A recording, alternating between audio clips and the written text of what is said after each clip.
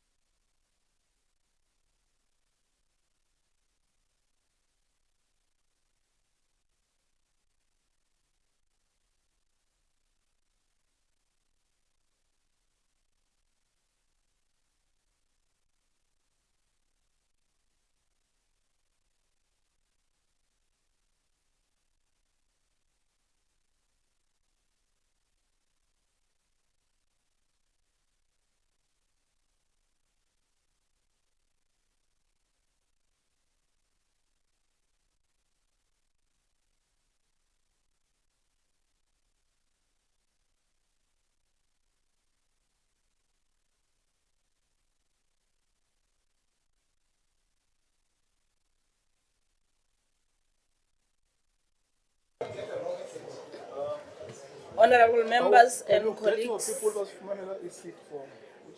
we request that we wait for the minister. He's making his way to the NCOP. So let's just give him 5 to 7 minutes before we can start with our meeting.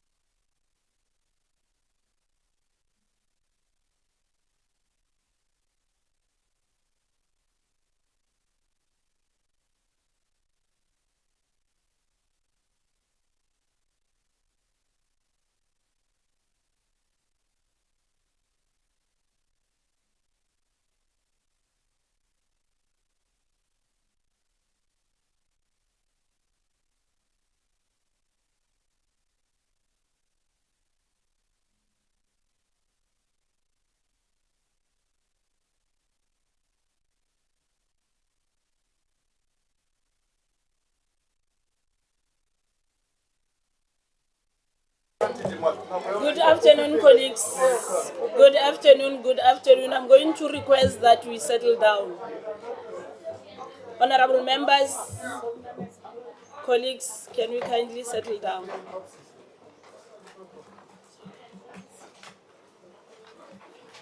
Let me take this opportunity to thank and welcome all that is in attendance, honorable members, the delegation that is with the minister, the deputy ministers, the minister himself, and the support staff. PBO is in our presence. Welcome and good afternoon. Commissioner of SARS is also. Commissioner of SARS is also here. I'm going to request that we give everybody that is doing ups and downs a minute to settle down.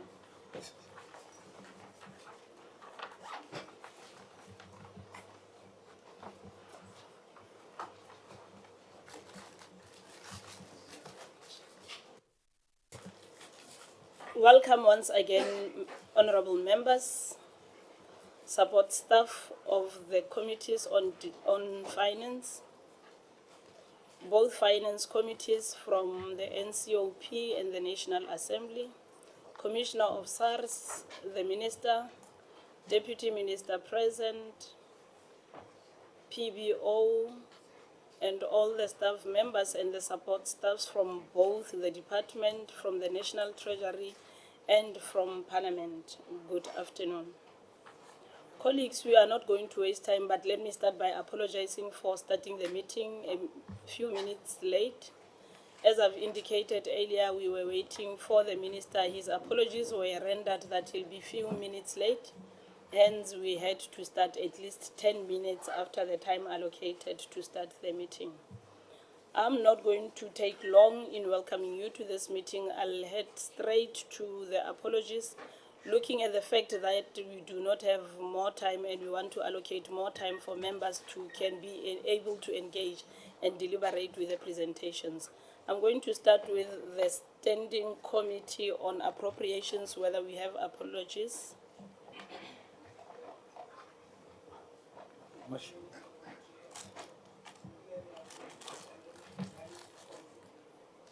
Honorable Kwalani noted. Sonyani. Select Committee on Appropriations, Mr. Nodada. Good morning, co-chairpersons and honorable members. Chairperson, we have two apologies. The first one is for Honorable Ryder. He's going to leave the meeting a little bit late. And an apology for Honorable Majola. He has joined the meeting online, but he advised me to tender his apologies because he can't be here with us. Thank you. Apologies noted. The Select Committee on Finance. Morning, Chair, and morning, members and colleagues. Our apologies are as standing on, select on appropriation, Chair. Thanks. Noted. The Standing Committee on Finance. Good morning, Chair. We have an apology from Mrs. Alexander. Thank you very much. And I hope all the apologies are granted and they will be noted as such. Let me also take this opportunity to welcome all the participants that are on the virtual platform. We know that we are with all the 9 provinces joining us through the virtual platform. You're also welcomed. I'm not going to waste any time. I'll hand over straight to the minister to give us an opening for the presentation, and he'll indicate who will be leading us on the presentation. Thank you very much. Thank you, Chair. The DG will take us through the presentation. But before doing that, I would like to suggest just to say what is our message and what is our story.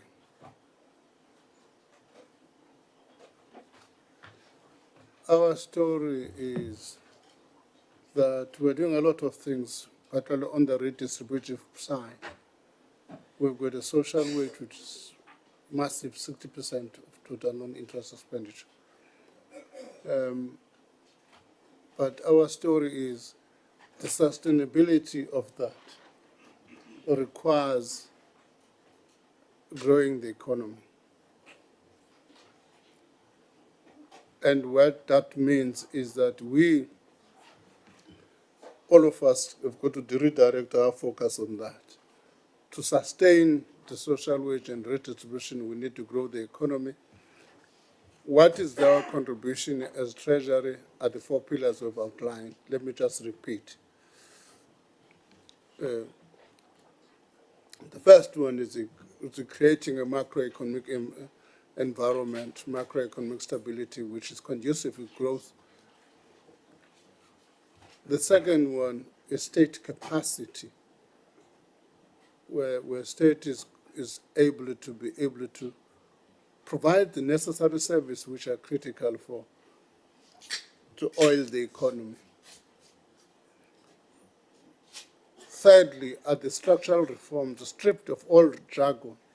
Structural reforms are the removal of bottlenecks to the economy. And lastly, changing the composition of expenditure from consumption to capital investment. That's our story, which we are putting across.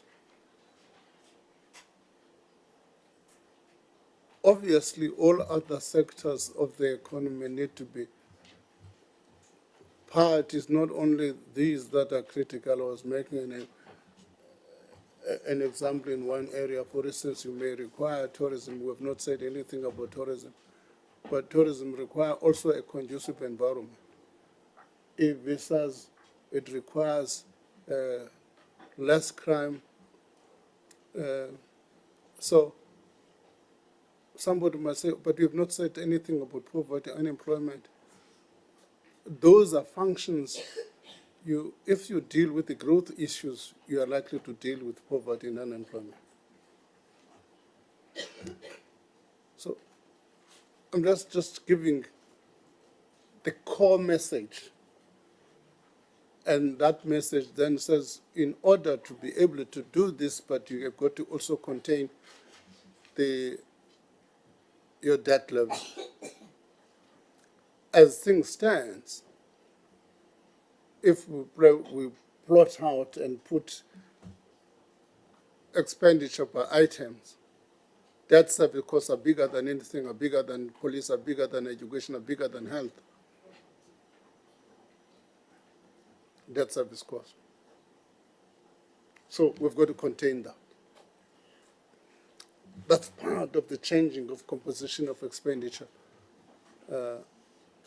by changing that trajectory. I'm just recapping what our message is. I'm going to hand over to the DG to take us through. Chairperson, thank you.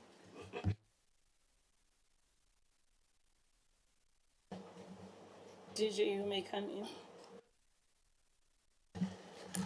Thank you, Honourable Chairs and Honourable Members. Good morning. My name is Duncan Peterser, and I'm the DG of the Treasury.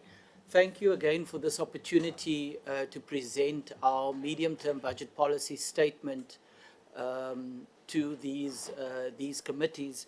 I'll jump straight into the slides, and I will start with the global economic outlook slide. The first slide is simply an overview of the message. So I think it's best to get straight into the content. We always start our preparations for our fiscal framework with a macroeconomic forecast that underpins our tax basis, it underpins our fiscal framework, and the starting point of our macroeconomic forecast is the global economic outlook. The global growth is expected to remain steady at 3.2% in 24 and 25, and converge to around 3.1% after 2025. So this is steady global growth. I think what worries us is to the extent that there are further disruptions to global growth arising out of geopolitical challenges or fragmentation that may compromise our own growth outlook. If geopolitical tensions translate in a higher oil price, because we are oil importer, that is negative for our outlook. If geoeconomic fragmentation translates into higher tariffs or trade restrictions, that would be negative for our global outlook as well. So steady global growth, but we are concerned about some of the risks insofar as that's concerned. Turning to the next slide and the domestic economic outlook, the honourable members will note that real GDP growth is projected to average 1.1% in 2024, which is higher than the 0.7% that we achieved in 2023. And that is a downward revision from what we anticipated at the time of the budget earlier this year, mainly because of a weaker first half of 2024, driven by contractions in foreign trade and investment, while household consumption, which is 60% of GDP, seems to be holding up. Over the medium term, we have an average growth rate of, in real terms, of 1.8%, which is higher than population growth, but it is still, to the Minister's point earlier, not quite where we need it to be in order for us to resolve both our unemployment challenge, but also the debt challenge that the Minister spoke to earlier. And any higher medium to long-term growth is dependent on continuing to resolve supply-side constraints, in particular on the logistics front. Moving on to the next slide, the Minister spoke about the 4 pillars of economic growth, so I won't cover this. This slide simply reiterates what those 4 pillars are, and we'll articulate them in greater detail throughout the rest of the presentation.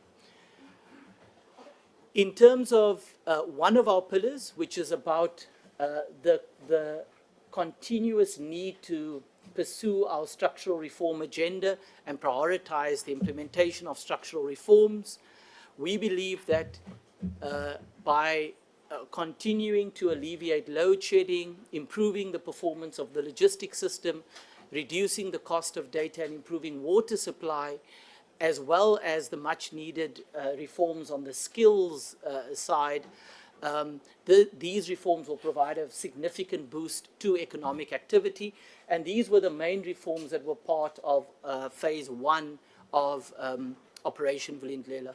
We will continue to support the repositioning of strategic state-owned enterprises, Eskom and Transnet in particular, by strengthening their balance sheets and enabling higher levels of investment in infrastructure. In terms of the state's contribution to overall infrastructure investment, the bulk of that comes from municipalities and from state-owned enterprises, and the 2 state-owned enterprises that are the most critical there are, of course, Eskom and Transnet. To achieve higher and more inclusive longer-term growth, the next phase of Operation Vulindlela will focus on a few additional reforms, in particular looking into strengthening the performance of local government, addressing spatial inequality challenges in local government in particular and in our cities, and then also advancing on government's digital governance agenda. The prioritization exercise for OV Phase 2 is not yet concluded. That is joint work between the Presidency and the Treasury, and as soon as those details are available, they will be announced. Next slide, please. As I've indicated before, these are the existing reforms, and for Phase 2, we need to close out the existing reforms that are still outstanding, but we are moving into those 3 new areas that I've just mentioned. Digital public infrastructure as a driver of growth and inclusion, strengthening local government, and then creating dynamic and integrated cities to enable better economic activity. And the detailed reforms in each of those sections will be announced in due course. Next slide, please. What is the core of the medium-term fiscal strategy that was announced by the Minister of Finance yesterday? The strategy remains focused on fiscal sustainability, supporting economic growth, and maintaining, as the Minister indicated, the social wage at around 60% of non-interest expenditure. What are the key priorities? Debt service costs, as the Minister has said, is our single largest expenditure item. So there will be a focus on stabilizing government debt by maintaining large primary surpluses over the next 10 years. These large debt stabilizing primary surpluses over time will continue to anchor fiscal policy and will lead to a stabilization of debt to GDP in 25-26. We also plan to increase the levels of capital investment by stabilizing debt. Why is that important for capital investment? Because it reduces the interest rates in the economy and therefore the cost of capital, and it therefore makes it cheaper for the state and for the private sector to invest in infrastructure. We also direct a growing share of public spending towards capital projects, both in the baselines of key infrastructure departments, such as water and transport, but also through the budget facility for infrastructure. And this year, we have included a new chapter in the medium-term budget policy statement, Chapter 5, that details wide-ranging infrastructure reforms. However, we still have to ensure that critical services continue in the context of limited budget resources, hence the focus of maintaining the social wage, education, health, public employment, community development programs at 59.9% of non-interest expenditure. The public service wage bill needs to be prioritized by ensuring that public servants are compensated fairly while making sure that the growth is sustainable. There's some limited additional financial support to SANRAL in particular. SANRAL has for the last few years not been able to implement their toll projects, the Huguenot Tunnel in the Western Cape, the Marion Hill Toll Plaza in KZN and so on, because of their balance sheets constraints, and they have been constrained on their non-toll portfolio, and the additional allocation to settle the GFIP debt will allow SANRAL to unlock a project pipeline of over 80 billion over the next 3 years. And then, as the ministers indicated, the technical work on permanent measures to anchor fiscal policy will continue, but in the short term, our focus remains on a debt stabilizing primary surplus. In-year revenue outlook, we did have, and the Commissioner has been speaking about this over the last 2 days, due to the downward revision to economic growth and the struggles that we continue to experience this year. We now expect the economy to grow at 1.1% this year. Those have translated into lower revenue collections for this year, mainly due to falling import VAT. So lower imports than anticipated have meant that we've collected less import VAT, which has been a large contributor to revenue underperformance in here. And then there's also been lower fuel levy collections, which is in some ways both a good and a bad thing. Lower collections because Eskom and households and others are spending less on fuel for generators because of the recovering electricity situation, but that means that less fuel levies are being paid. So compared to the 2024 budget, gross tax revenue is projected to be 22.3 billion rand lower this year. Next slide, please. Over the medium term, some of this 22.3 billion in-year revenue shortfall is expected to carry through over the medium term. The tax to GDP ratio remains resilient, and tax collections are expected to remain buoyant over the medium term. However, the in-year shortfall will carry through. So we'll see there that for 2024-25, our estimates are lower by 22.3 billion, 19.4 billion lower next year, and 21.9 billion lower in 26-27. What this effectively means is that unless we are going to cut expenditure by those amounts, there will be a slight increase in the budget deficit, which I will show later, and that slight increase in the budget deficit is also leading to a slight increase in debt service costs over the medium term. Debt service costs are increasing by between 4 to 6 billion per year over the medium term as a result of gross tax revenue projections that are lower and a deterioration in the budget deficit, which we have to borrow for. Next slide, please. The adjustments budget, which is tabled with the medium-term budget policy statement, is an opportunity for the Minister of Finance and for the government to announce in-year expenditure adjustments, and those are listed here. Those mainly consist of departments that have requested rollovers that have been approved, around 2 billion. There's also the allocation towards the Department of Transport for SANRAL's GFIP obligation. There's a portion of that that comes from the provincial government, 3.8 billion of Gauteng, which includes both their contribution to the GFIP debt as well as their contribution to the backlog maintenance of the roads around Gauteng. And then there's the national government portion of 1.2 billion. There's also the decision that was announced earlier this year to allocate 2.1 billion towards the SANDF troop deployment in the DRC.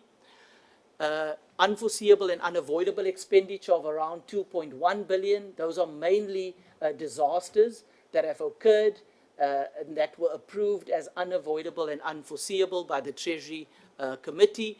And then the rest of that table shows where the funding for those amounts come from, mainly from the contingency reserve, which was set aside at 5 billion, as well as projected underspending of 2.9 billion. Next slide, please. We are also making certain additions to the medium-term allocation. So the adjustments budget makes the in-year adjustments. The medium-term adjustments that we are making are mainly about strengthening state capacity and institutional integrity, and also the carry-through obligations of SANRAL. So there's an allocation for 26-27 for the local government elections of 1.4 billion. The SANRAL GFIP amounts continue in the 2 outer years. Those are mainly amounts that are coming from the Gauteng province, funded via the equitable share, which we are appropriating here to the Department of Transport, but that does include a national government contribution of 3.2 billion in 25-26. We are also revising upwards, making additional allocations to the budget of SARS, which is something I know that the committees have been engaged on quite extensively. 500 million rand next year, 1.5 billion rand in 25-26, and 1.5 billion in 27-28. We have also made provision for early retirement costs, a total of 11 billion over the next 2 years. This is something that we have, the Minister did outline yesterday, and this is really about strengthening state capacity and allowing executive authorities to engage and approve the early retirement requests that come out of specific departments. It's a voluntary program that state employees can participate in, but it's also a mechanism for us to more consistently align the budgets of key personnel-intensive departments to their headcount requirements. And there's been a lot of interest from departments to participate in this program. What is left is for the DPSA to finalize the directive in this regard. The DRC troop deployment has some carry-through costs, which are indicated there. And then there are a few other spending additions. Again, the two worth highlighting here is we are making additions to Parliament's budget over the next 2 years, as well as additions to the budget of the Office of the Chief Justice in order to address operational requirements of both institutions. So the combination of slightly lower revenue and expenditure additions, both in year and over the medium term, means that there's been a slight deterioration in the budget deficit, which means slightly higher borrowing, but we are still in line with our fiscal targets to grow our primary surplus and to stabilize debt next year, which was our target that we announced at the time of the budget earlier this year. Next slide, please. This is the point that the Minister made earlier. If you combine Department of Arts, Sports and Culture, the Department of Basic Education, and the Department of Higher Education into one spending category, you get learning and culture, which is 1.5 trillion over the medium term. But if you separate those into the departments, your highest cost line item is debt service costs at 1.3 trillion over the medium term versus 1.2 trillion on social development and, for example, 893 billion on health. And I think that is the concern that the minister raised around the unsustainability of debt service costs. Next slide, please. This simply shows the consolidated expenditure by economic classification. I think the most important point we want to make here is towards the bottom of that table, where we show that spending on payments for capital assets is the fastest growing item by economic classification, increasing at an annual average, of 10.6% over the 3-year period. And this is the minister's point about changing or shifting the composition of spending towards infrastructure and infrastructure budgets so that we are able to reverse our growth trajectory and to increase it over the medium term. Next slide, please. This is the consolidated budget framework. Again, it shows the headline revenue and expenditure numbers and shows that budget balance, which, as I said, is slightly worse than what we tabled at the time of the budget earlier this year, but we still intend to stabilize debt to GDP in 25-26 at 75.5%, and thereafter it starts declining. Next slide, please. This is a graphical representation of that point. So relative to the budget earlier this year, where we said that debt to GDP would stabilize in 25-26 at 75.3%, we are now saying that it will stabilize at 75.5% and come down thereafter. This is a combination of the slightly higher spending and the revenue under collection that I spoke to earlier.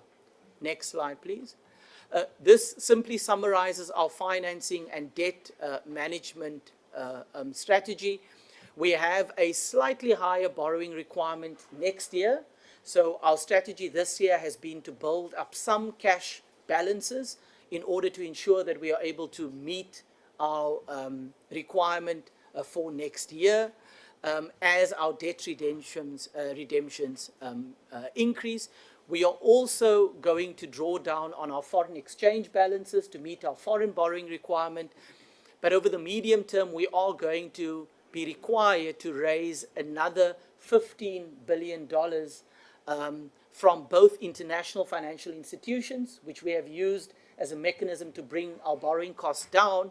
But now that international capital markets, now that interest rates are starting to come down, treasury yields in the US have started to come down because the Fed has started to decrease interest rates there, we are now able to also go into international capital markets to raise our dollar requirement, which is mainly for our dollar-denominated expenses such as foreign missions and existing debt.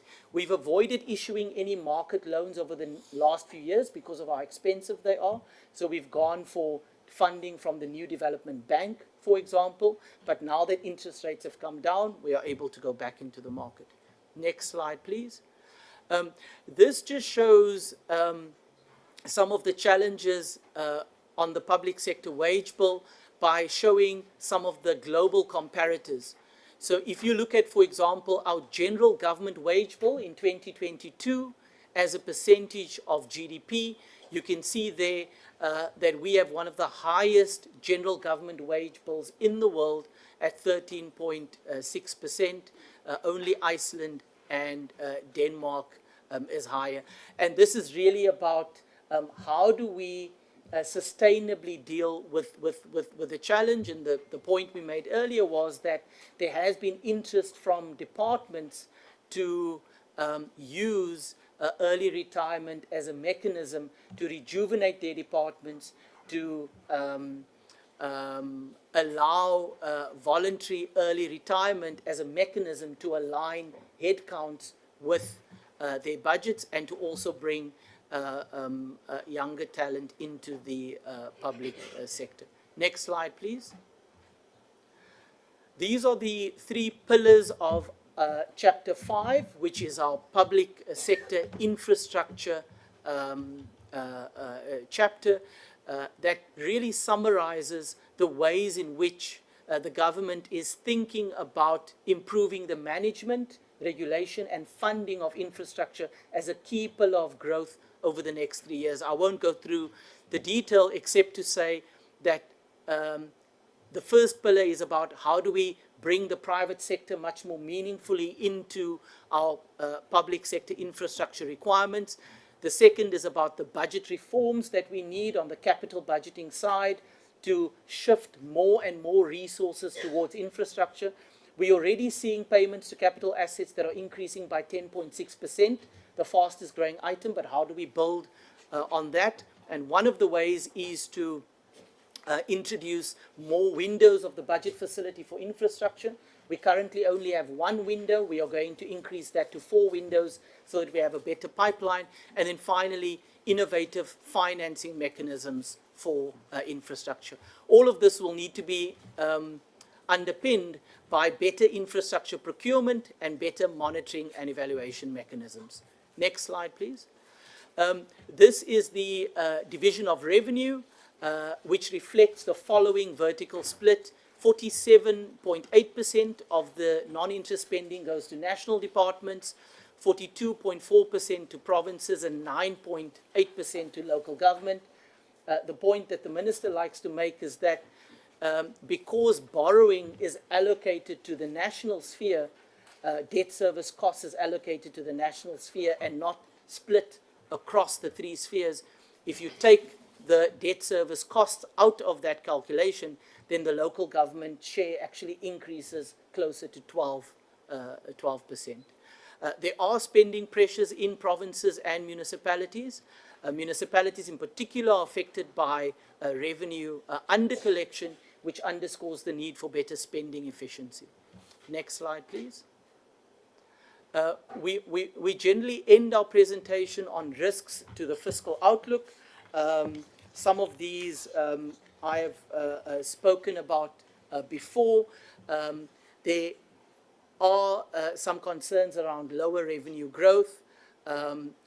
A public service wage settlement has not been concluded, and so that's something that we are concerned about and want to deal with in terms of this framework.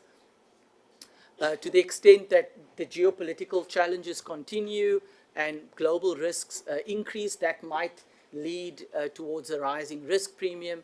And then, of course, there are liabilities in other parts of the public sector, in particular SOEs, that we are watching closely. The final slide just makes a few concluding remarks, which we have covered, Minister. So in the interest of time, honourable chairs and members, I would suggest that we end here. Thank you.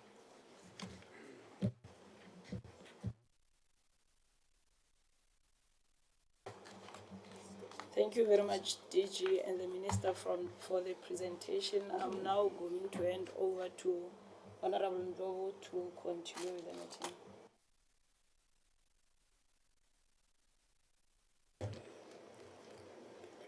Thanks very much, Honorable Lokase. My name is Honorable Sani Ndlovu. I'm the Select Committee Chairperson. I'm going straight to item 4, which is the deliberations. I'll first allow the members to raise questions. Since we have not introduced ourselves, and because we are joint committees, I might know my committees from the NCOP, so I don't know the ones from the National Assembly. So I'll request that as you raise your hand, you'll start by introducing yourself. Thanks very much.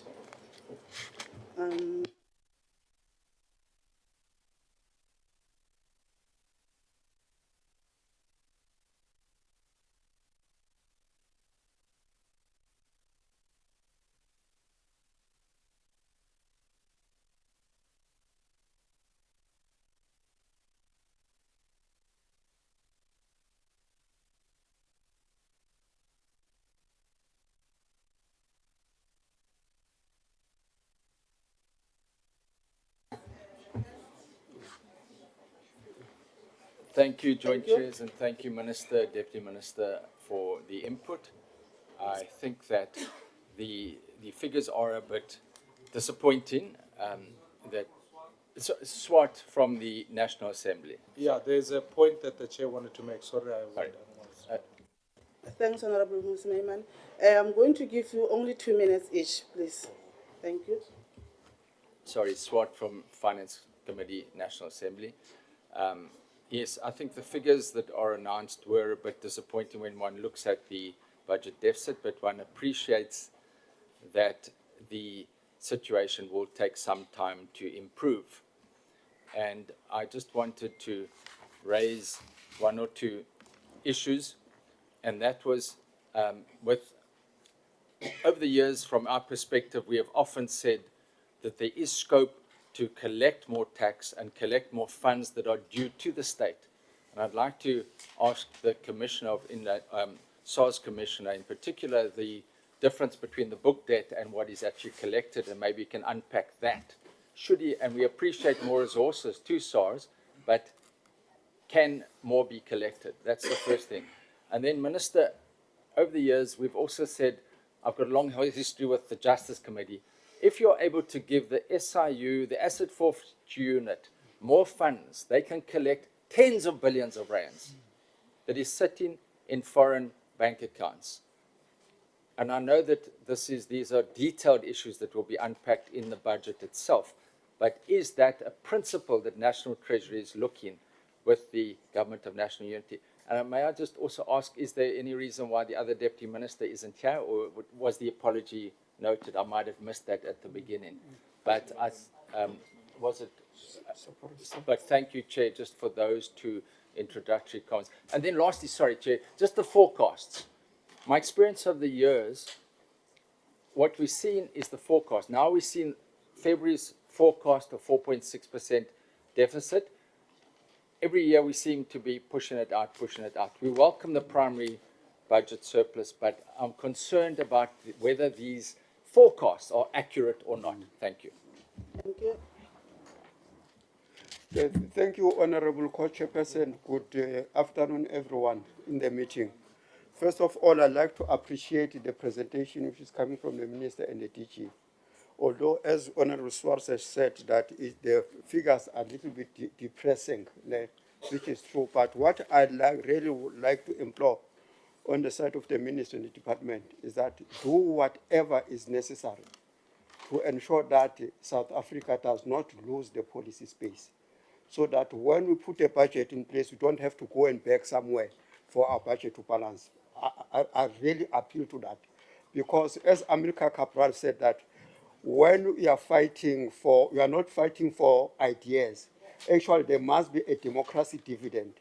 So we cannot have a situation whereby people have fought for democracy, but at the end of the day, they have to go back and beg for their own programs. Now, number two, Chairperson, on the issue of the consolidated budget framework is worrying, because this issue that the debt will stabilize after on the outlay of the third year.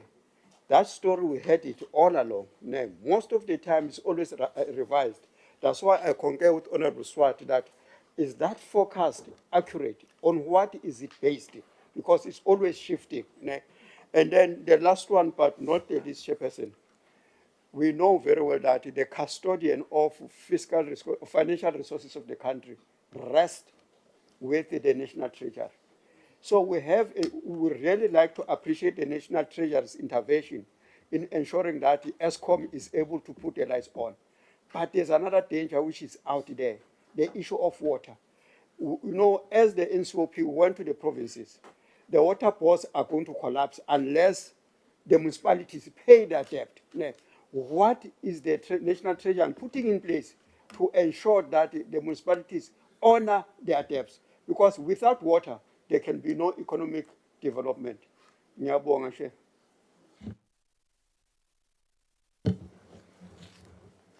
Thank you, Chair. My name is Mark Burke. I sit on Appropriations and Finance in the National Assembly. I wanted to start off by commending Treasury for what I think is, for the first time in a while, more realistic GDP growth expectations. Because what's happened historically is we've overestimated GDP growth and we've allowed ourselves to incur more than we could actually afford to expend. So I think it's slightly still above the IMF's expectation for next year and the year thereafter, but I would in general say that it is more realistic. And then I wanted to commend the Honourable Minister of Finance. I personally had high regard for him before I joined Parliament, and seeing how he worked collaboratively with his deputies in this process, my estimation of him has gone up. So we commend you for working collaboratively with your partners in the Government of National Unity. One question I had for both the Minister and the DG is that we saw 2 days ago in Business Day that for 1.3 million public sector workers, the offer on the table is now a 4.7% increase, and we're still not quite sure if that's going to be the final number. Yet in our forecasts, we've got 4.5%. And the question here is this number, the expenditure on public sector employees, is it realistic? And if it's not, what will we see over the next half a year to a year to correct so that we get a more accurate number? Thank you so much, Chair. Our chairs and everybody else. It's Alan Beasley from Action SA. I'm on the Standing Committee of Finance. So I think the ultimate barometer of any budget is economic growth. And I think at 1.8% in 4 years' time, we're missing the mark. I'll try and look at the budget through the lens of the people that are unemployed, who are going to bed hungry tonight. And this is not going to change the needle at all. And I would have liked to have seen more bolder initiatives to get economic growth going, because it's the only way we're going to beat the interest burden, improve the livelihoods of South Africans if we get economic growth. So I think we felt quite dismally on that side. And the one big bugbear to me, Minister, is the underfunding of SARS. Everybody knows SARS is underfunded. Everybody. And as an agency that collects 90% of South African revenue, and with an estimated tax gap of 800 billion, it's nonsensical. It's such an easy win. We've got nothing to lose by giving SARS more funding. We've just got so much more to gain. So if I can just implore you to have a look at that, and I think it's going to be an easy win, that we can change the barometer quite easily. And we've got nothing to lose. Yeah. Thank you.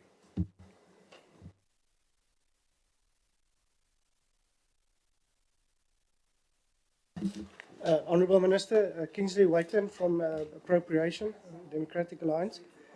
First and foremost, Honourable Minister, thank you for your bold steps. We applaud you and we support you in the process. I know that is the start. We're not at the end, we're in the beginning. And hopefully this journey will show some good results. Honourable Minister, there's just 4 matters. My colleague raised the matter of the employment cost from 4.5 to 4.7. In actual fact, they're asking for 6%.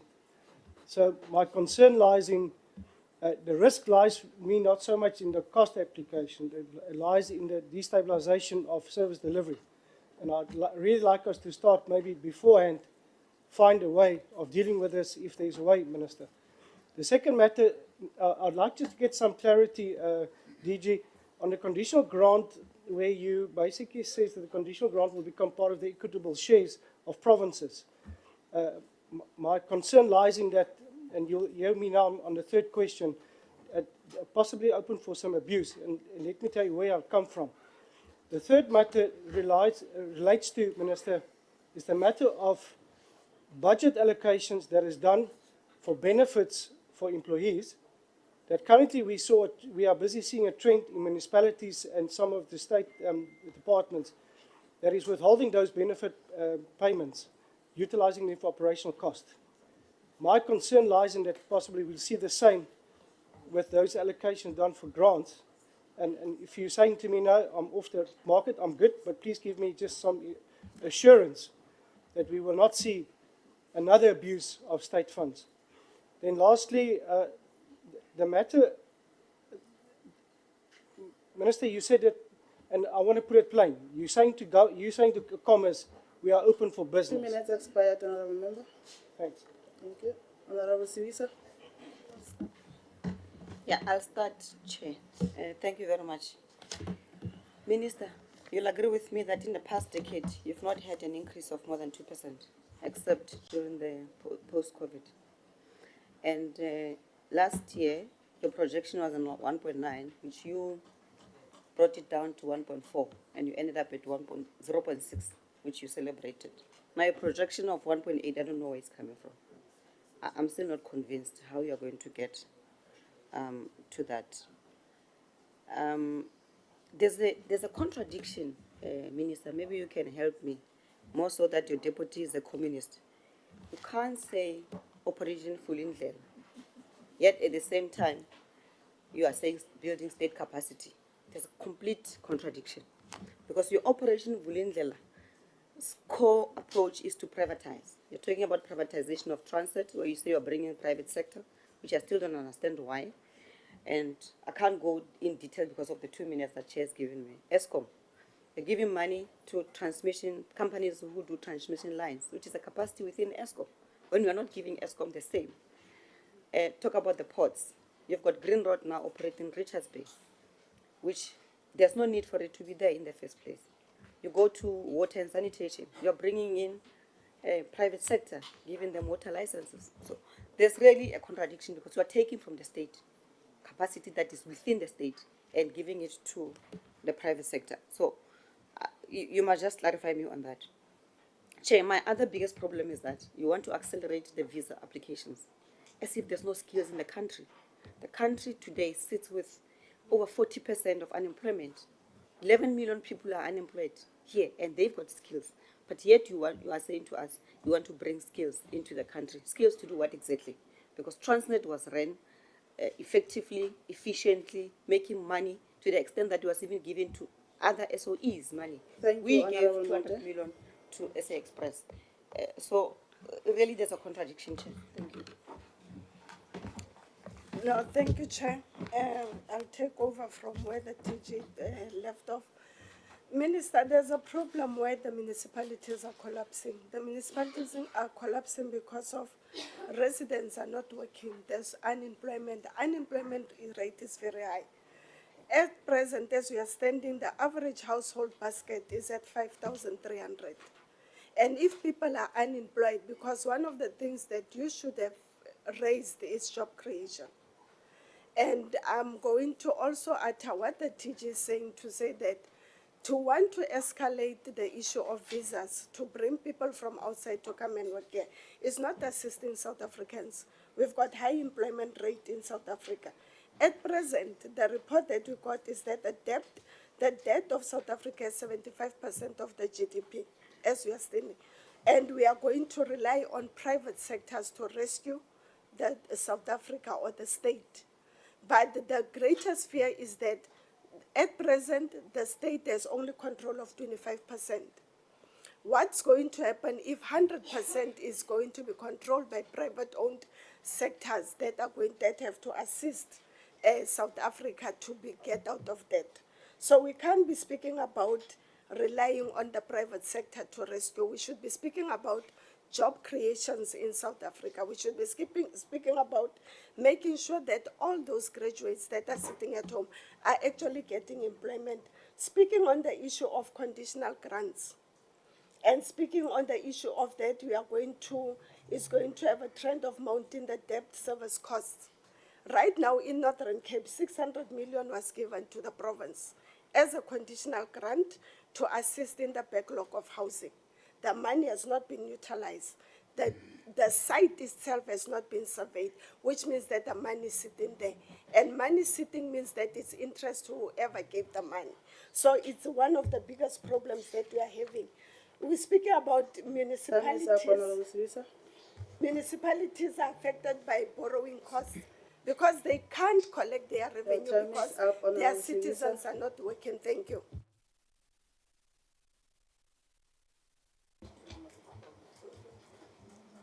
Thank you very much, Chair.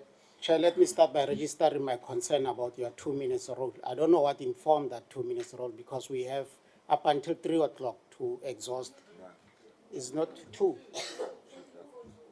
Yes, still, we still have time, even if it's 2. Can you get straight to the point, Honourable Member?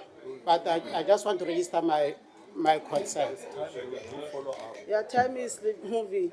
What is still questioning? Please note some my other concern, things? Chairperson. Yes, The it's 2 minutes noted. thing is a Thank bit you. restricting, and then you are really restricting our capacity. Let's agree that if we have time, we'll allocate members to come up with follow-ups. But for now, let's stick to the 2 minutes to allow all members that might have an interest to raise issues. For now, 2 minutes will apply. Chair, maybe let me start, maybe let me go straight to my questions. Minister and your team, you know, ideally, under normal circumstances, we should have entertained what we call a medium-term development plan as the parliament. Because out of this medium-term development plan, you will be outlining your strategic framework, which will highlight the priorities of your performance in this term. And I think it's important for us to register this concern because the National Development Plan is at its last phase now. 2030, we will be expecting to get a full report on the performance of the government on implementation of National Development Plan. So without this medium-term development plan that's supposed to be guiding this budget, we are worried. We are not informed as to what informed the allocations that we have made in the medium-term budget policy statement. And then secondly, you seems to be adamant and uncompromising on the call for looking at the sustainability of these renewable energy projects, but also the risk that they pose to the fiscal stability of this country. It might not be now, not be now, but we all know that they chow a lot of our contingent liability provision. And the reality of the matter is that if you look what is happening globally, even those countries that are urging us, I mean, to look into renewable energy projects, they are moving away from renewable energy projects because they cause more harm to the fiscal stabilities of those countries. Time is up, honorable member. Thank you. This is Sakas, eh? May I go ahead, Mr. I'm Honorable Wesley Douglas from Konto Sizwe, National Assembly Appropriations Committee. MK rejects this MTBPS with contempt as anti-poor, unsustainable, and heartless towards the plight of the poor. It shows that the DA-led ANC coalition government has lost touch with the plight of the poor. If you look at fiscal consolidation, it has failed to deliver equitable growth. Can austerity and fiscal consolidation effectively stabilize national debt without exacerbating poverty and inequality and economic stagnation? No, it can't. And MK supports a balanced approach, calling for a shift from austerity to measures that look after the people's needs first. We want to see nationalization of the South African Reserve Bank and nationalization of key assets to create jobs and increase our tax base.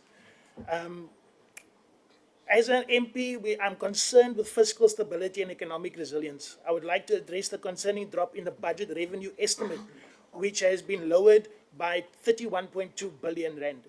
This decline signals significant revenue underperformance that could impact government services, social support programs, and the overall economic trajectory. In the light of this shortfall, I would like to ask the Minister what specific strategies and measures are being implemented by the National Treasury and SARS to mitigate this revenue gap. Are there plans to enhance revenue collection methods, target untapped or under-relocated revenue sources, or implement reforms aimed at improving compliance with efficiencies within SARS? Additionally, what contingency plans are in place to ensure that critical government services and investments in economic growth are not compromised due to this projected revenue reduction? I'm also deeply concerned with socio-economic challenges faced by South Africans. I wish to address the impending termination of the social relief of distress grant of 359 rand, initially introduced as a response to the economic hardships caused by the COVID-19 pandemic.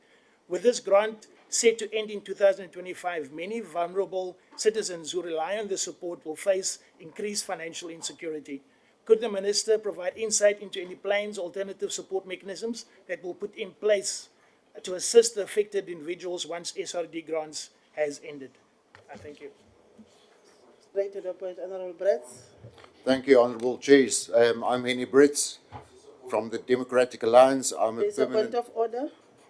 Thank you very much, Chair. It's Member Doug Moore. I'm a member of the Joint Parliamentary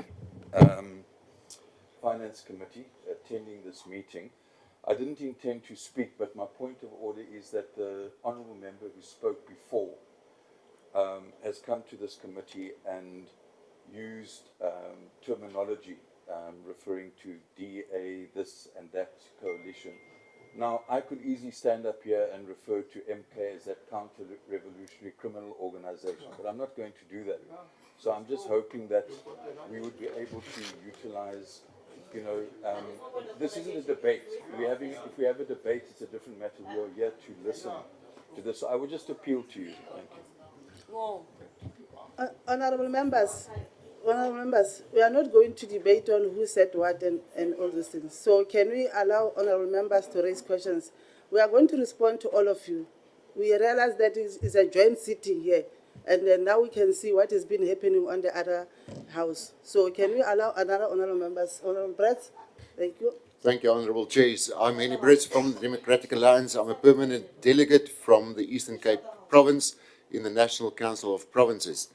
Now, according to the presentation, the consolidated budget deficit will narrow from 5% in 2024-2025 to 3.2% of GDP in 2027-2028. Now, my question is, what specific measures should be in place to achieve this, and whether there are clear measures that's going to be put in place for both provincial and municipal spheres of government to also contribute towards the achievement of these goals. And my second question is, the presentation also speaks about the need for the implementation of 4 pillars of economic growth. Now, my question in that regard is, to what extent are these 4 pillars of economic growth directly linked to the provincial and local government spheres to stimulate growth and better coordination? Thank you, Chairs. Thank you very much to the plethora of chairs. Minister, Deputy Minister, Mr. Peterson, thank you for the presentation. There's a lot to welcome, I think, in the documents that have come forward, and I particularly want to single out the commitment to having another look at Eskom debt relief. My name is Dennis Ryder. I'm from the NCOP, and obviously local government and provincial government is close to my heart. So that Eskom debt relief is most welcome. The fact that we need to review the fairly hardline approach that was taken in the first at the first dip. There's some concerning things like the 2 billion rand of unspent funds that local government is returning, and the fact that the strategic fuel reserves are still going to be depleted a little bit by a sale there. I think that's something that I'm still not entirely comfortable with. To get on to questions, though, I think the first one relates to the cost of capital that you mentioned, and the FATF last 6 points that are proving to be quite sticky. I just want to understand, what is the progress with prioritizing the justice and prosecutorial capacity that's needed to sort out particularly a couple of those last 6 items? The next thing is talking about the lowering of the inflation targets, and I'm just wanting to find out, is there some sort of a policy shift in terms of aligning M2 money supply closer to growth in order to try and ensure that inflation remains under control, and how does Treasury hope to drive that? The next thing relates to the special appropriations bill. There's a 5 billion to Sanral there, which I think we need to know a little bit more about, please. Next one, noting I've got about 30 seconds left, relates to the 6 billion, just over 6 billion that's going to be used for debt reduction. I think it looks like that's not it's not a case of under projecting. It looks more like that is a kind of a warning shot to try and reduce our burden over a longer period of time. Perhaps you can just tell us the strategy behind that. And the last one that I have here is the conditional grant framework. I've been largely covered, but I think we need to keep an eagle eye on that. Thank you, Chair. No, thank you very much, Chair, and my greetings to you. Chairperson, what I can say is that our performance as government will be seen in local government, in local municipalities, so to say. The debt that is owed to Eskom by municipalities has been resolved partially. So What I want to know, what measures is in place for the National Treasury to make sure that they assist the water board, which pose a challenge because most of the water board people don't have water as we speak in most areas. So what are the major, which will assist in terms of the major risk for water security? Will the National Treasury introduce measures to implement one-third rate off to our water board or subsidy, which will improve the relief on municipality water board? Because as we speak now, most of the water board are owed by municipality, and municipality are unable to pay the water board. So this is a versa thing. So that is number one. Number two, in relation to the expansion of the Operation Vulindlela, to also focus on local government to improve service delivery. What are the specific focus areas within the local government that are intended to make sure that we assist our local municipality? As I'm speaking, our performance will be measured by the local government. Thank you very much. Thank you, Honorable Ngumalo. I would like to check this side. Can we please, because we are done on the other side. Oh, sorry, Honorable Lokhanyan. My apologies. Thank you so much, co-chairs. My question is with regard to the unsustainable debt servicing costs. And the last time we met with you, you have spoken about the introduction of GFECRA. If you can just elaborate on that one. The last question is with regard to the move to phase 2 reforms.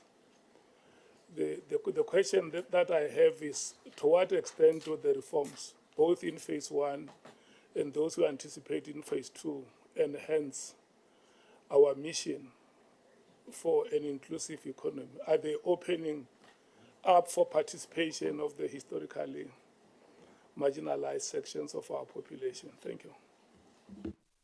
Thank you. Can we start with Honorable Makuyane?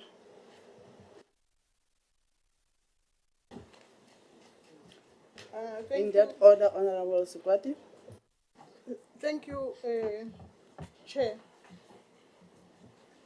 You know, Minister, the first question is around your pronouncement yesterday around the death to the water boards. Well, that pronouncement is progressive in a way because it seeks to assist the struggling water boards that are not paid what is due to them, so that there is water security in the country. Maybe can you expand on how National Treasury will intervene in the process? Are you looking at writing off the debt or paying off the water boards from National Treasury so that they are able to provide the necessary water security to the country? The second one is on Operation Vulindlela around connectivity issues, especially in local service points. You know, in the villages where I come from, you'll go to Home Affairs wanting to have your serious documents, be it a death certificate or a birth certificate or an ID. But you find that the network connectivity is failing our people. You go to SASSA offices, at times it takes a villager 2 or 3 transport to go to a service point, and to be failed just by mere connectivity. And that in itself, it's on the very same high cost of living, which we are saying we want to curb and bring down. Perhaps what are the measures that you are wanting to address this gap and ensure that our citizens in the country are serviced accordingly? Thank you, co-chairpersons. Thank you, and let me join my colleagues in welcoming the MTDPS that is also attempting to really deal with the issues of dealing with poverty, but also creating jobs and ensuring that we are able to ultimately deal with issues of inequalities. However, Chair, I wanted to understand in terms of us looking forward to inviting private sector in joining government to unlock some of these areas which we believe that they could assist in creating those jobs, but also making sure that they are able to continue to multiply the opportunities that are there. What is it that the Treasury is going to be doing to ensure that indeed we move with speed, but also we are able to make sure that the targets that we are looking at are actually realizable? But also, what have we learned in terms of the SAA issue? Because we can still go back if we do not necessarily learn any lessons from that. And that might actually lead us to missing opportunities that could be created in opening up, but also in creating those opportunities, especially when you look at those areas in terms of Transnet and other logistic opportunities that could be created in inviting private sector in those areas. Thank you.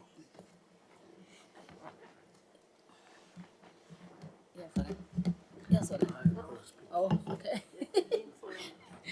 Thank you very much, Chair and co-chairs. My name is Nongema, Honorable Nongema Tsalega Mazibuko. I serve in both Finance and Appropriations Committee. Maybe let me start by the question that was asked by one of my colleagues in terms of the expansion of Vulindlela. You know, as we crisscross the country, we see the deterioration of services in different areas. We see sewer running, you know, as we were driving in a bus from Laboria to here, there is a place where raw sewer is terrible, and you can smell it whilst driving on the main road.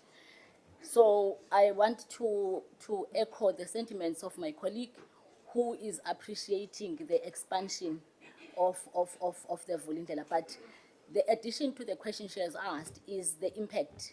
How long will the citizens realize the impact of this expansion into these areas? And my second question, Chair, is in relation to the disaster responses, the disaster risk. I think we were caught napping, although we knew that there will be climate change. But I guess due to the disasters we see, it looks like we were not as ready as expected in terms of combating the disasters. So my question will be, what sustainable disaster risk funding model is the Treasury developing to mitigate the fiscal risk through instruments such as the insurance and working with other African countries? Thank you.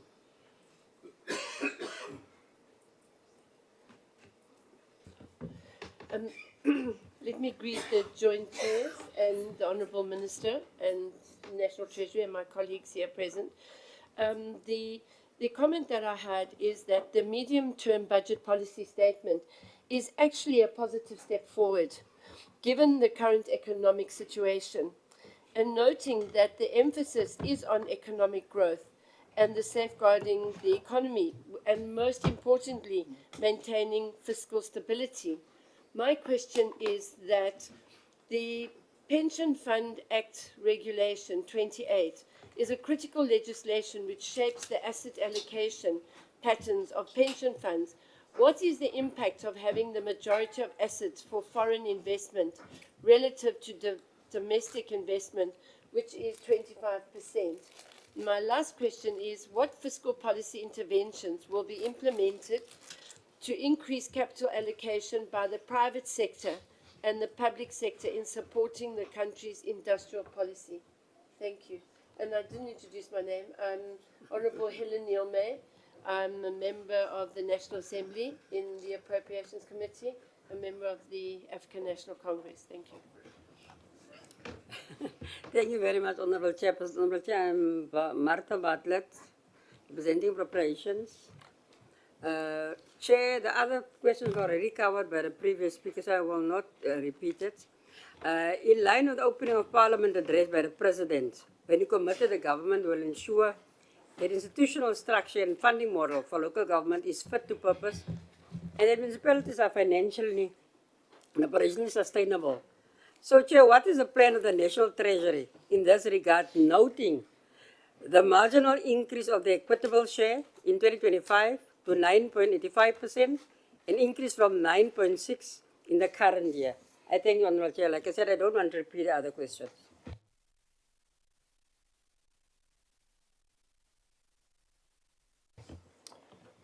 Thank you, Chairs. Andrew Bateman, Member of National Assembly. There is much in this budget which is very encouraging, the thought that has gone into it and the collaboration that has gone into it. I have one particular question on the fourth pillar, which is supporting growth, enhancing public infrastructure investment. What decision-making framework is used to distinguish growth enhancing public infrastructure spending from growth retarding public infrastructure spending? And the reason why I ask the question is there's obviously nothing that costs nothing. Everything costs something. And the danger with state-led infrastructure spending is that if those top-down decisions are not made carefully and wisely, they can actually be a net negative on the overall health of the economy, on growth and on job creation. And so one thing we need to be quite clear on is how do we distinguish growth enhancing infrastructure spending from growth retarding infrastructure spending? And I'd like to understand what framework or what matrix is used by the Treasury for assessing how valuable those infrastructure projects are and which should qualify and which shouldn't, and how they're prioritized. Thanks very much. Thank you. We're now going to allow honourable members on the virtual platform to ask questions. We have Honourable Majola. The same 2 minutes apply to them. Honourable Majola.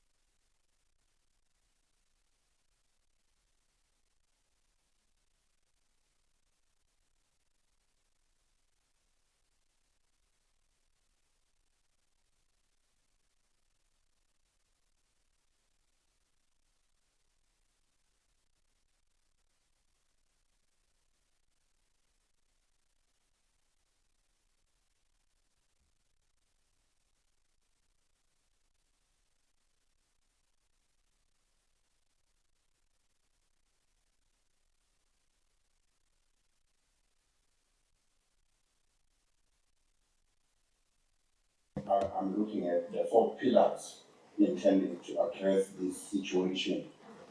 There was a mention by the minister in terms of the disruptions in terms of the economic growth.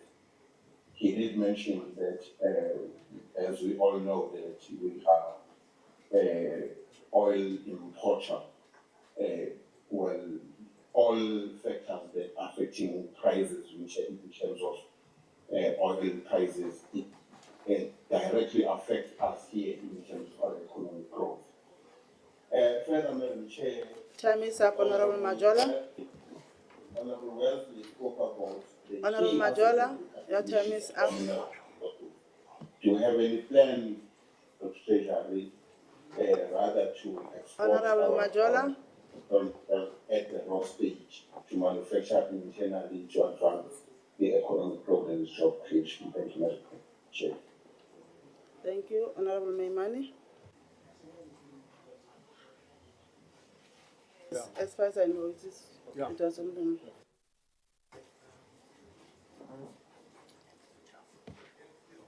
Oh, here we go. Thank you so much. I'll literally be 2 minutes, and maybe to the Director General. Firstly, let me welcome the MTPPS. Let me raise just the elephant that sits in the room. And I think the ESCOM debt is something that we cannot get around. And I raise it within this context. The first is that it has solved the problem of keeping the lights on, but it's created one for SARS, in that the under-collection, as per the report on VAT, is on the basis of lessening of imports on the basis of energy-related goods, which were reliant on load shedding. So it's created a different problem. Except having said that, ESCOM's debt already now, we've already allocated a bailout towards ESCOM. My worry in this instance is that ESCOM have not complied with their own conditions that speak to those conditions linked to that. Secondly, ESCOM faces a ballooning problem in that municipalities are increasing their debt to ESCOM. And thirdly, I think that we're facing a reality upon which South African citizens themselves, thanks to a suppression in consumer spending, are also not capable of financing and paying municipalities. So I think we need to have a proper conversation about the debt management of ESCOM, because over the medium term, I can see that creating a very serious fiscal risk towards where we sit. And then ultimately, when we look at the budget as it's tabled, expenditure next year, revenue will spike up by 65 billion rands, of which revenue will be at 19 billion rands. So which means that we're actually collecting less, we're growing less than we're spending. So given all of that, I'm just fascinated about our debt management strategy. I think it's built on assumptions that may not hold given where we are sitting as a country at the moment, and I'd like to understand that better. And then the second and perhaps most easier question is, what on earth are we doing in the DRC, Minister Mhlambu? Because we are deploying money and troops there, and I'm unclear. There seems to be no sustainable reason why we are sending troops to the DRC. Thanks, Honorable Maimani. We're going to allow the Minister and the team to respond to the question. Honorable members. We are done, Honorable Minister. Please, Honorable Minister. Yes. So if we get time, Honorable members, we're going to allow members to make some follow-ups. Can we now give the time to Minister? I'm going to suggest that they take the answers in the following order, and I'll come at the end.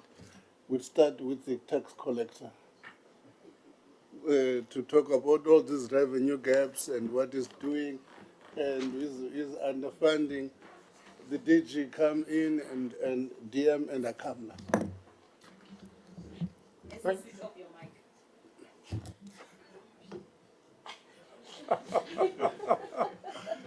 Thank you, Minister. Thank you, Joint Chairs, honourable members. I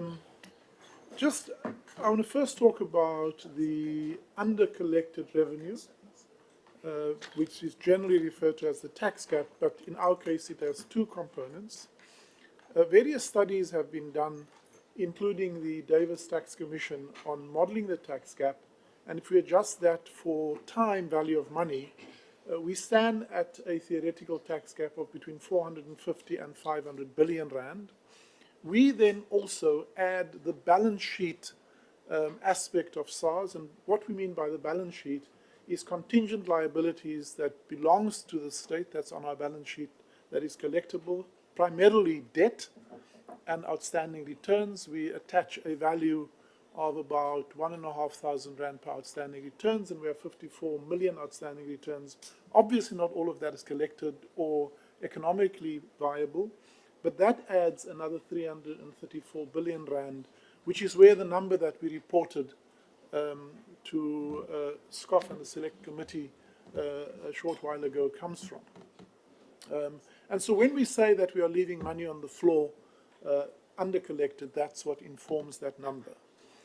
The second area that I want to share is why we have confidence that the number, you can say the number is wrong or right, but even if it's 50% wrong, it's still 400 billion rand. But we have a high level of confidence in the number because we know that our compliance levels in South Africa on the known universe is only 65%, which means 35% of South Africans are non-compliant. And then secondly, the compliance culture is a challenging culture, and it's beyond SARS, and I think it's the mandate of all of us who work in the public service and sector. But we are finding a proliferation in illicit trade, in general crime and corruption, in criminal syndication, which is cross-border, not just within South Africa, and of course low economic growth, high unemployment, and poverty and inequality continues to characterize our socio-economic environment, and therefore that has a direct implication both on the culture of compliance, but also the ability of taxpayers to honor that gap. Then that leads to the growing revenue that is under-collected. SARS also has to compete in the open market for critical skills that we need in the evolving areas of digital science, technology, artificial intelligence, because we have to keep up in that regard with the rapid technological change that the world is characterized by. And hence, the plea that we have consistently made to the Minister and the Treasury to review not only the funding of SARS, but also the funding model of SARS to provide SARS with more sustainable funding.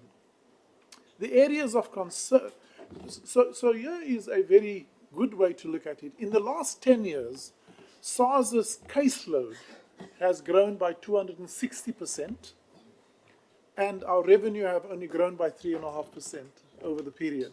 So we've significantly fallen behind, and the Minister and Treasury is aware of that and has a commitment to address that within the current fiscal constraints, and we will continue to be a nuisance and knock at the door.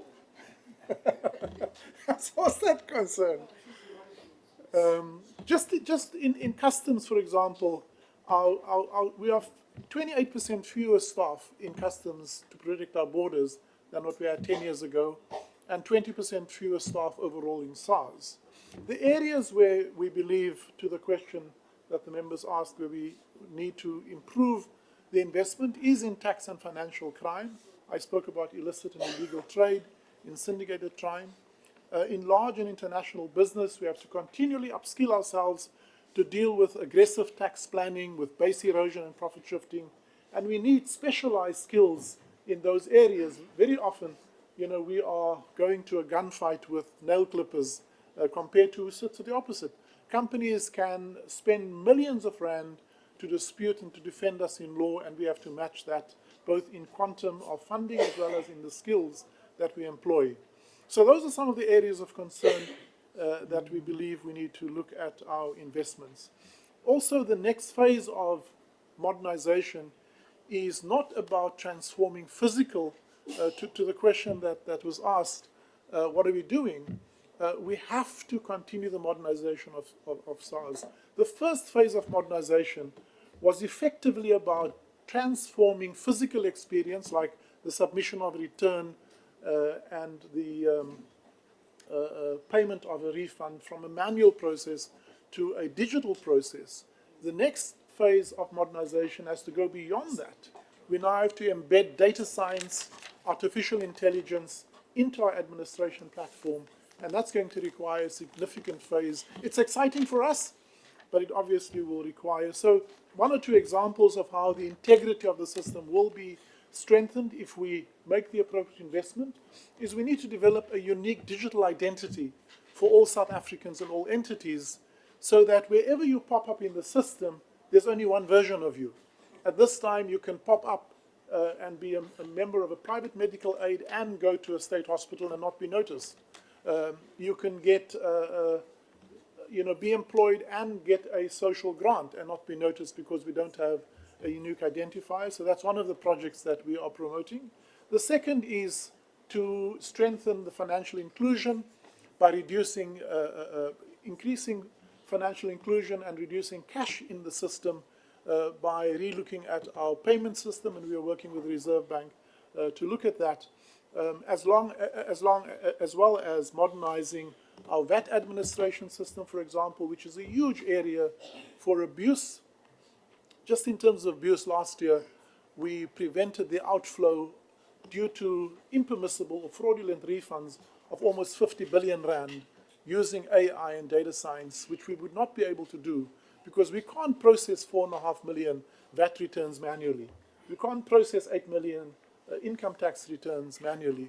And so that is the reason why actually our current phase of modernization is too slow, because criminals are modernizing their systems, companies are modernizing their systems, and increasingly we are falling behind. And that is why at the moment we cannot sit here and declare that we are fully administering the mandate which will give government the resources that it is entitled to in law. Let me pause there, Chairs. Thank you.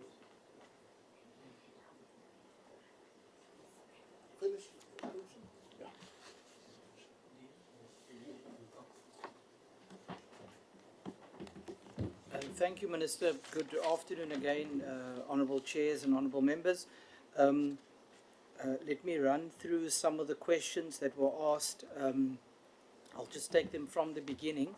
There was one question about more funds to the SIU asset forfeiture unit, and it was linked to a question about the budget allocations to deal with our FATF requirements.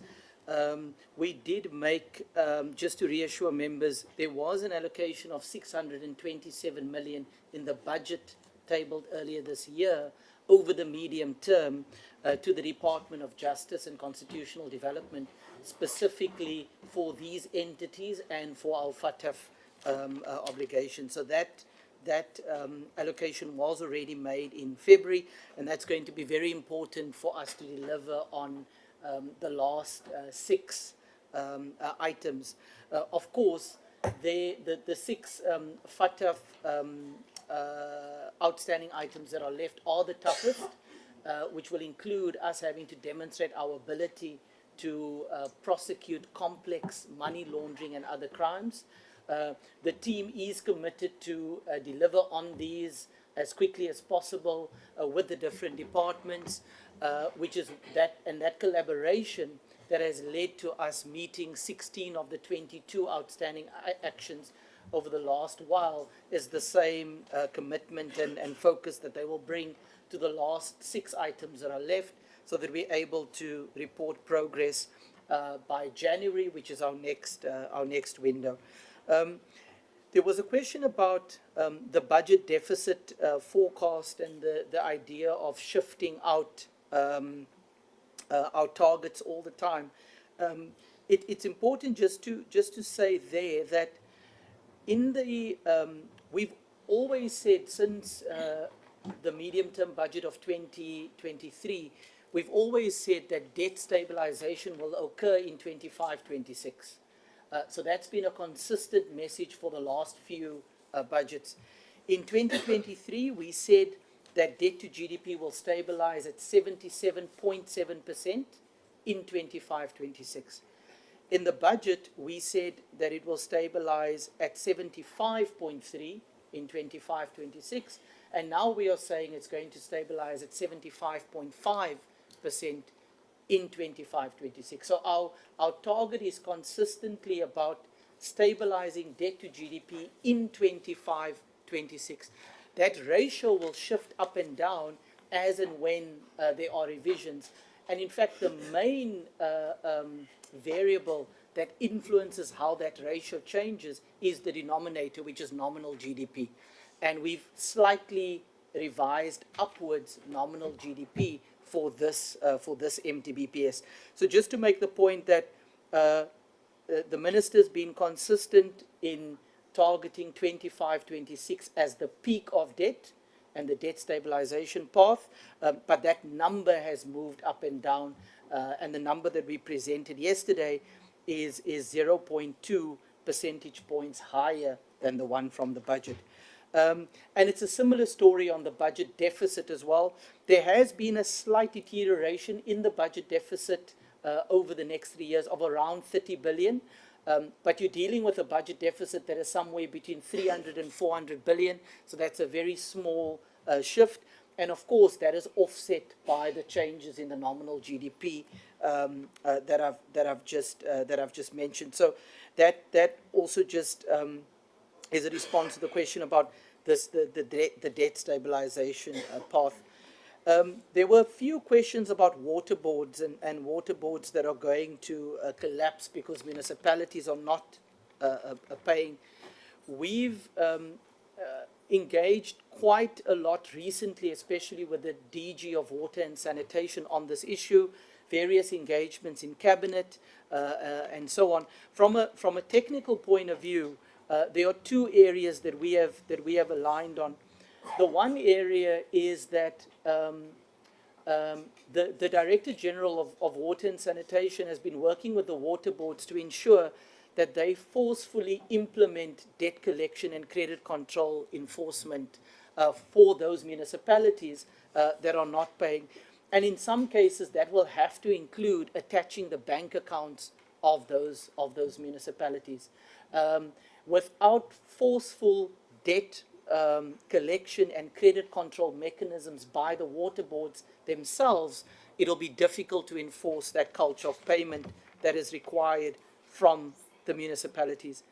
Secondly, we do have a provision which emanates from the Constitution, that is, if the Minister of Water and Sanitation writes to the Minister of Finance requesting that the equitable share of specific municipalities are withheld in order to deal with consistent financial delinquency, as it were, then that is something that the Minister of Finance can consider.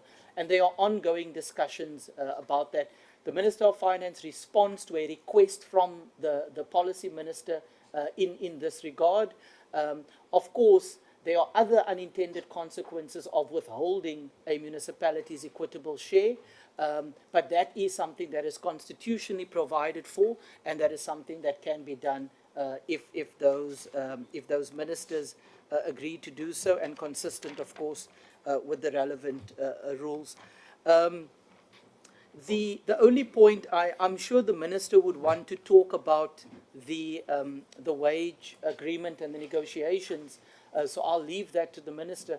The only point I will make there. I'm the only trade unions between the two of us. Exactly, and much more experienced than I am in dealing with these complex matters.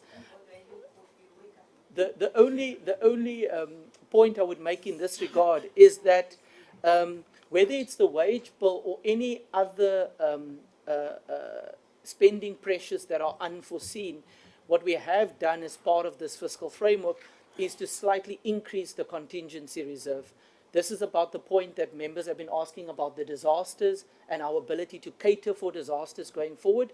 So if you look at the path of the contingency reserve, it has been increased. It was 5 billion this year. It's been increased to over 7 billion, and it reaches close to 20 billion in the outer year. And that's really about dealing with any unforeseen shocks that may come, whether that's disasters or anything else.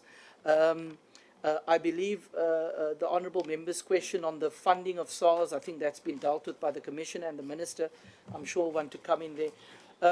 Let me just respond to the issue of the conditional grants and the honourable member's question there. There are, I would say, 4 elements of our reforms here. The one is there are some grants, conditional grants that do the same thing, and we are merging them with each other. A good example here is the Comprehensive Agricultural Support Program and Ilima Letsema, bringing them together. Then there are grants that we want to better support over the medium term because we think they are important. The municipal infrastructure grant is one of those. We are increasing that grant to adjust it with inflation in order to align with our shifting of composition of spending. And then there are some grants that we are restructuring by building in incentives. There's only one grant, and it's a relatively small one. It's the Community Library Services Grant that we are incorporating into the provincial equitable share. So just to allay the fears of the member there around a big shift from conditional grants into the equitable share. The minister may want to talk about the OV and links to privatization, as well as the medium-term development plan, and how that informs allocations. I believe the Commissioner has spoken about the revenue gap and how to mitigate those. And Minister, I don't know if you also want to talk to this issue of what to do once the SRD ends. For now, all I will say is that the Social Relief of Distress Grant is in the baseline of the fiscal framework. It is there as a provisional allocation. We have spoken, Honourable Member, in terms of the deficit. As I said, there's been a slight adjustment upwards to the budget deficit. What we have outlined is our mechanisms to bring that under control, mainly through this growing primary surplus over time, as well as the 4 pillars of the growth strategy that the Minister spoke to. I spoke about the FATF issues that was asked, Honourable Ryder. The Minister, I'm sure, will want to speak to the issue of the inflation target. Just in terms of the 5 billion in-year number, the Honourable Member asked about that, the 5 billion to SANRAL. Just to confirm again what we said earlier was that there's 3.8 billion of that is money that we've already received from Gauteng province, that we are merely appropriating to the Department of Transport so that they can pass it on to SANRAL, and that includes Gauteng's contribution both to the GFIP debt as well as the backlog maintenance. The balance, which is 1.2 billion, is the national contribution to the SANRAL debt resolution that we've agreed with them, where 70% of the debt is taken up by national and 30% by the province. The province has decided to pay its 30% over the next 5 years in order to save on interest costs, and so that means in the next few years it will be mainly the province covering that, and then national contributions will kick in beyond the 1.2 that I've just mentioned. I've spoken to the issue of water boards earlier. There was a question by the Honourable Member about the specific Operation Vulindlela focus areas for local government. As I've indicated, those are still under discussion between the Presidency and the Treasury, as well as the relevant line departments such as COCTA.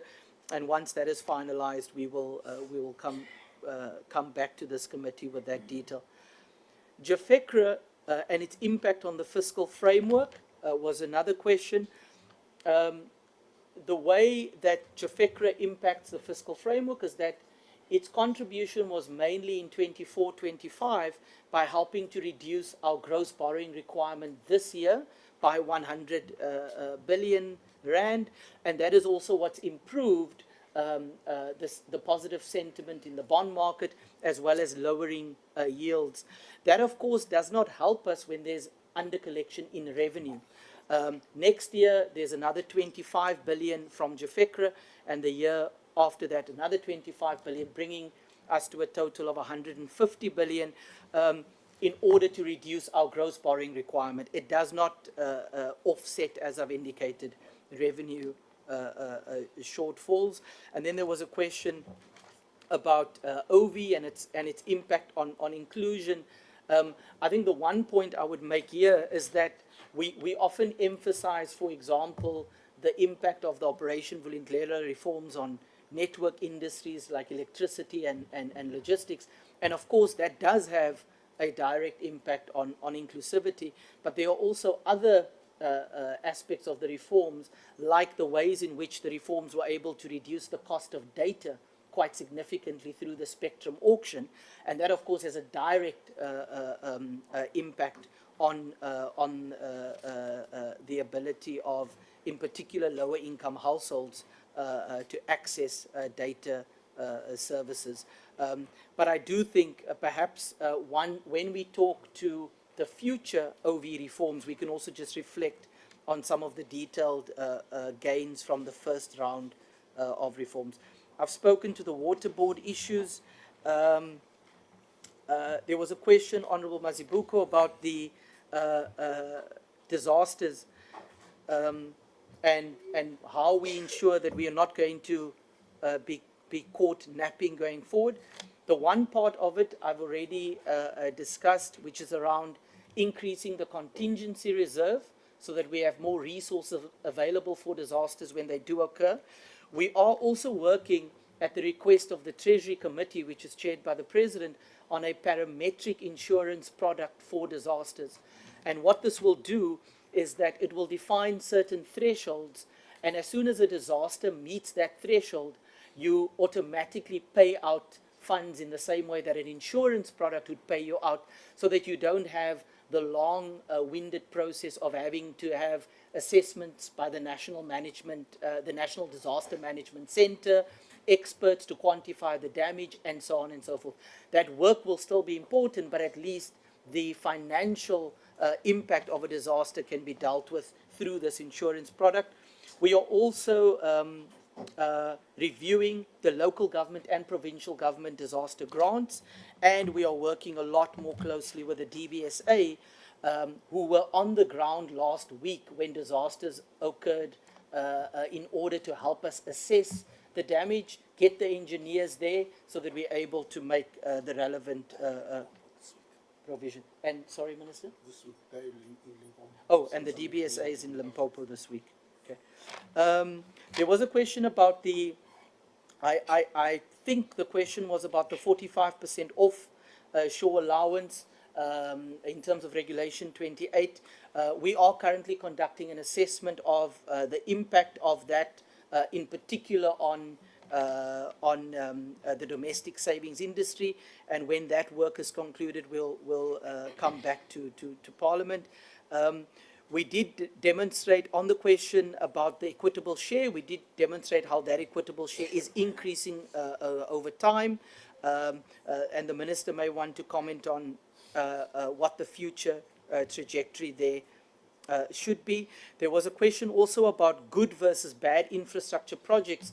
I think it's important to reflect on where infrastructure projects come from. Public infrastructure projects come from two places: municipalities and state-owned companies. To some extent provinces, but it's metros and state-owned entities that produce public infrastructure projects. And I think that's really where our focus should be for how we think about improving the quality of projects going forward. We are refining our IDMS system, which is our infrastructure data management system, so that we can better track, monitor, and evaluate projects as they are being delivered.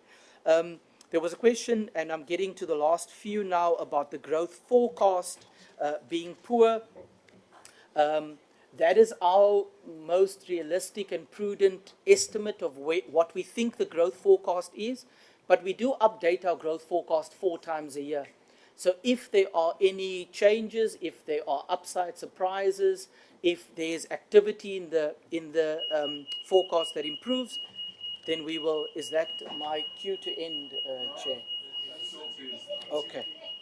The sitting will start in 10 minutes, and that's not Honorable members and colleagues, can we agree that we're going to allow a few minutes for the Minister and the team to summarize the responses, and issues that needs in-depth discussions may be taken to our different committees, as we'll be dealing with the proposals for the policy? That's not going to switch off. Minister, kindly wrap up the responses. Am I audible? Okay. Just on the, I'll answer one question because there's just no time, and it's a question from Honorable Mautwe. And the question was, are we destroying the state capacity by bringing in the private sector in the network industries, energy, freight, logistics? So Deng Xiaoping, he once said that it doesn't matter whether a cat is white or black as long as it catches the mice. So what is the mouse that we're seeking to catch, Honorable Mao? In the energy sector, we want reliable and affordable supply of energy. We know that ESCOM, which was one vehicle through which we've been providing electricity to, has been in debt, and it has been a liability not only on the fiscus but also on the economy. And what we have said through Operation Vulindlela, let's liberalize the energy sector to allow the market actors, the private sector, to provide electricity. Those reforms, we've undertaken them, and they've been successful. And of course, we need the transmission infrastructure to get the renewable energy into the grid. And ESCOM doesn't have money. The state doesn't have money. We therefore bring in the private sector to assist us with the transmission infrastructure. Same thing with the freight logistics. Transnet's balance sheet is constrained. We've just presented our constraints insofar as the fiscus is concerned.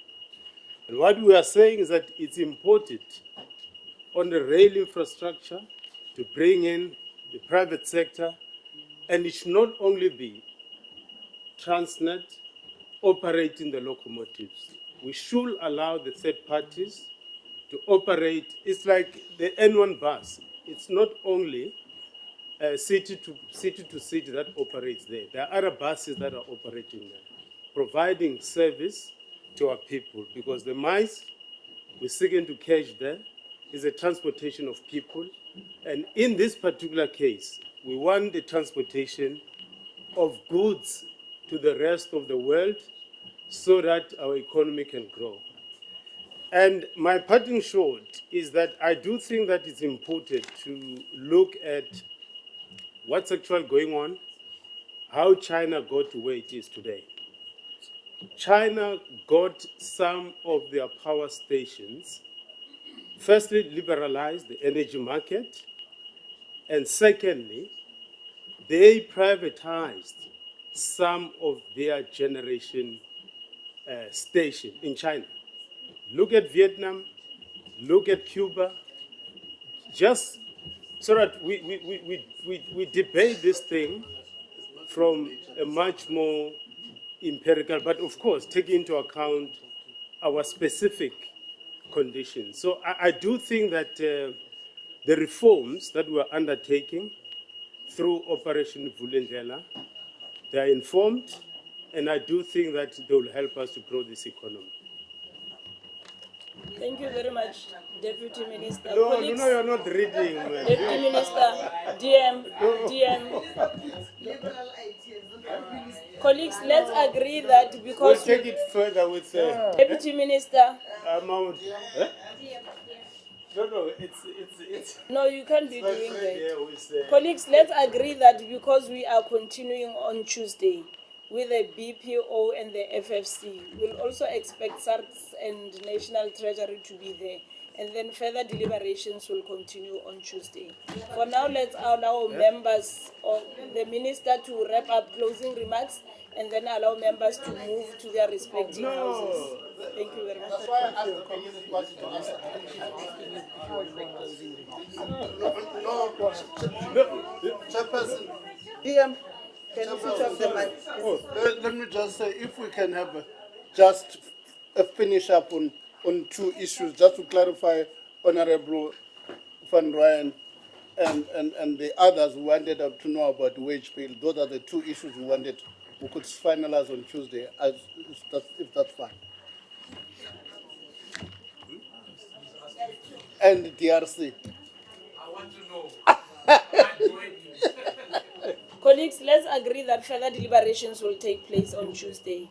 We can now leave to our respective houses. Thank you and good afternoon to all.